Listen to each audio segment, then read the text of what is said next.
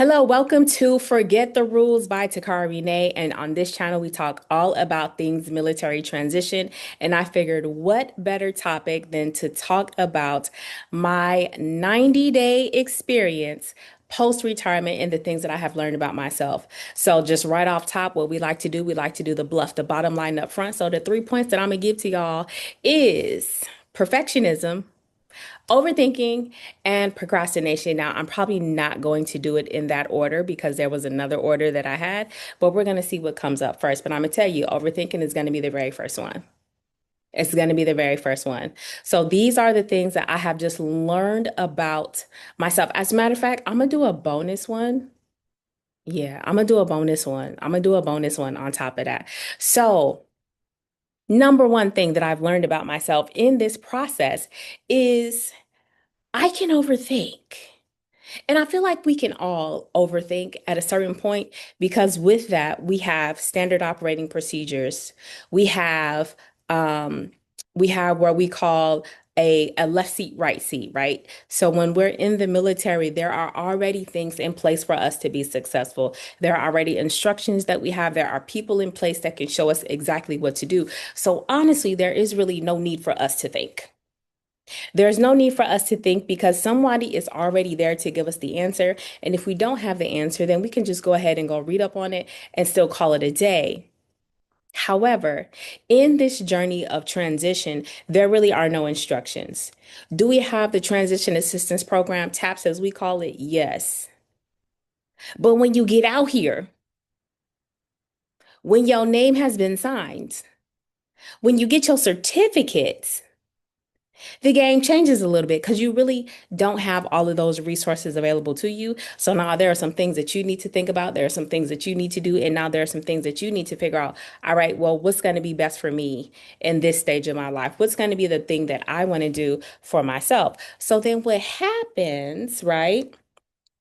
Is I decided that I was going to follow some of the advice that my friends gave me who have retired before me. And their recommendation was to Carl, whatever you do, if you can swing it. If you can swing it, don't work. Give yourself up to a full year or more, but give yourself at least a year if you can in this transition process to give yourself time to reset. So I'm currently in that reset period. So what I decided to do was at least see if I could give myself to December or January. So there's some things that I put in place for me not to have to worry about work or anything like that, at least through January. Now, once January hit, your girl has to reassess to make sure, can we go further? Or can we not? Okay. Because what a lot of us do when we retire is we add in that disability pay that we think that we're going to receive. And for a lot of us, we shoot towards the top. We shoot towards the top. We go to like straight 100%, baby. I'm gonna be 100 PNT. Okay, well, to be on the safe side, maybe you should just do 50%. Okay, drop it down even more if you want to. So, what I decided to do is in my planning process, what I said I was going to do is I was not going to add in VA disability whatsoever. So then that way, anything I did from that point on would just be seen as a bonus, and then that's it. That's all that I was going to be able to do. Okay. So, with that being said, overthinking. So now there are some things that we get to do on our own. And also, I have people from Instagram with me too. So I'm going to be answering some of their questions. So if you see me looking here, I am definitely looking at you here on YouTube. But if you see me looking up here, then I'm definitely looking at you here on Instagram. And I see, oh my God, I got questions already. So, question one, I have a question. How is it being an Army nurse? I have a ROTC program at my college and I'm getting a nursing degree. I like being enlisted, but I want to take the opportunity to become an officer. And then the other person said, I look like a judge. Well, thank you for the compliment. I am still wearing the clothes that I wore at church. So I am wearing my call to serve Sunday shirt and I have my scrub jacket on because on some Sundays I serve as a nurse to make sure that nobody goes down. Boom. I'm gonna come back to your question. I'm gonna come back to the ROTC question. So then with the overthinking then automatically can kind of lead you into perfectionism because you want to get this right. This is the very first time you've had to do this. If you're like me, you spent 20 years in 20, that's all you knew from the time that you were 18, 19, 20, 21, 22, all the way up until the time that you retired. So for 20 years, someone else has been making a decision for you.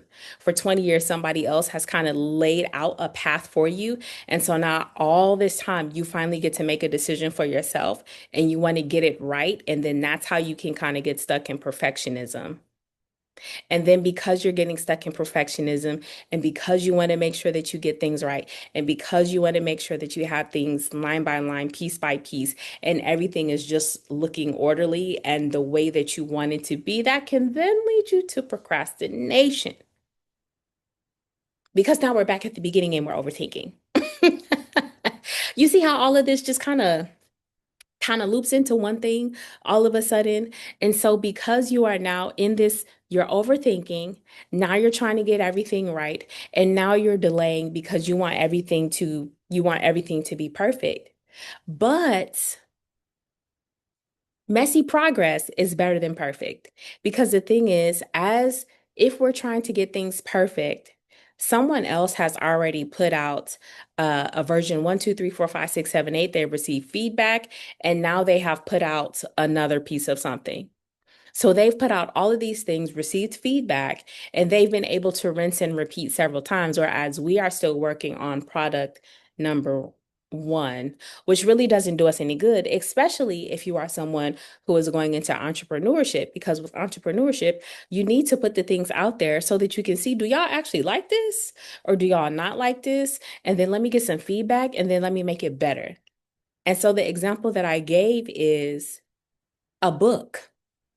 Y'all have books that are on edition 2, edition 10. Like books have several editions and revisions that they have. So if books can have several editions and revisions in different volumes, then why can't we have the same? This is not life and death anymore. You know what I'm saying? So we can actually afford to make a mistake. We can actually afford to see, all right, well, let's just try this out. I am literally in a season of let me just try this out and see what happens. Uh, will it be successful? I hope so. But if it's not, is that going to be the end? No. It's not going to be the end because guess what I learned? I learned what not to do, or I learned a better way to do something, or I've learned some resources and some other things along the way.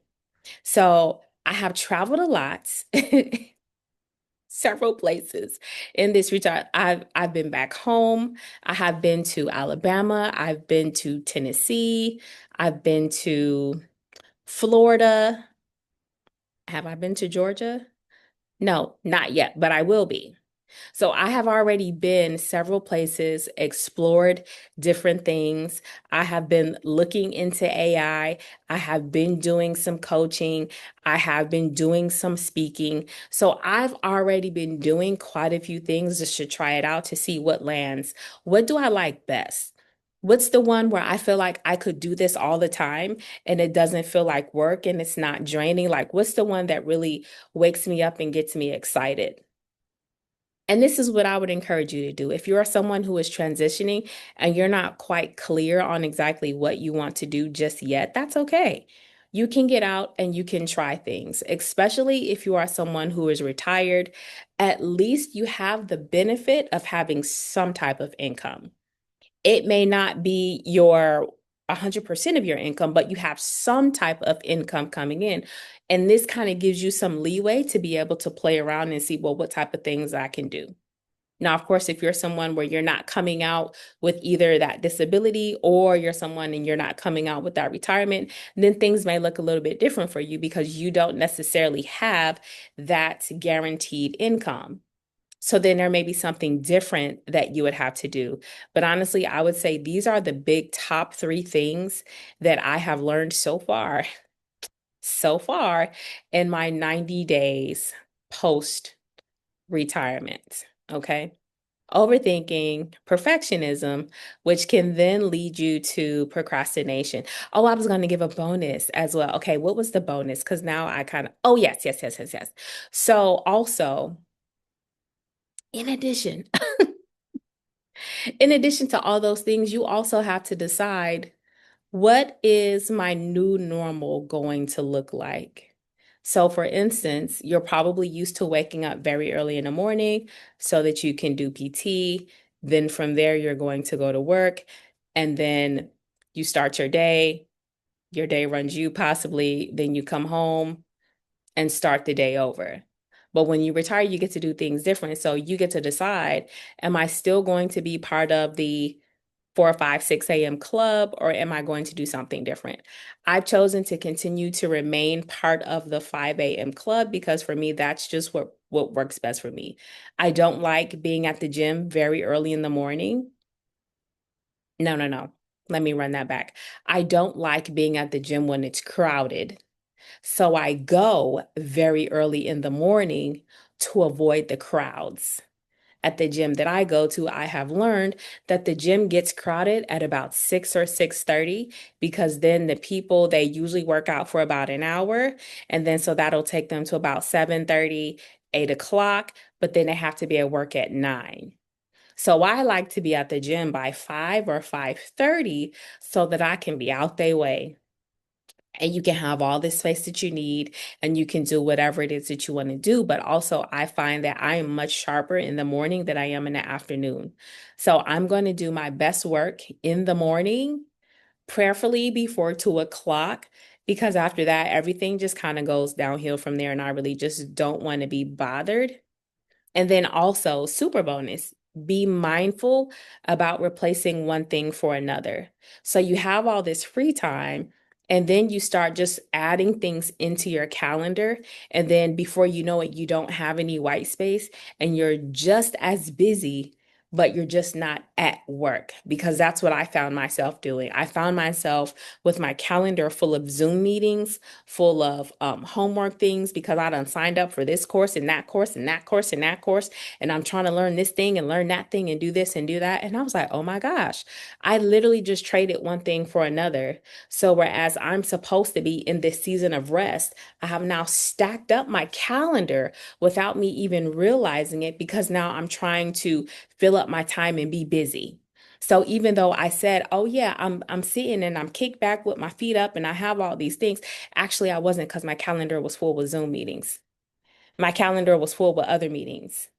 And then because I'm now connecting with people and I'm connecting with people in AI, I'm connecting with people in the life coaching space, I'm connecting with people in the trading space. Well, then sometimes they want to hop on a call, or sometimes we decide to do a last minute call because we're forming community. And then guess what? My calendar is full again. And then I don't have any white space again. So be very mindful about protecting your time with what that looks like. Again, especially if you're someone who is getting out and you're like, I'm going to learn something new or I'm going to get into entrepreneurship, because it can be very easy for you to fill up your time. So now what I'm going to do is read some of these questions because I did go live on IG at the same time. And I had a question about ROTC. Okay, so you're thinking about getting a nursing degree, however you like being enlisted, but you want to take the opportunity to become an officer. I would say honestly, that is dependent on you and what you want your future to be. I mean, you get your nursing degree and stay enlisted? Yeah, it's absolutely possible for you to do that.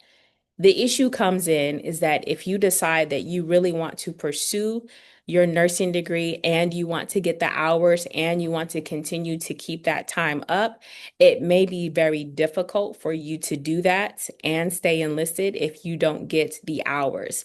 And it can be very hard for you to get the additional hours, especially if you're active duty, because you can only do like a certain amount of time per month for off-duty employment. And then the question is, will that be enough for you? Will that be enough for you to be able to maintain your skills? That is the question.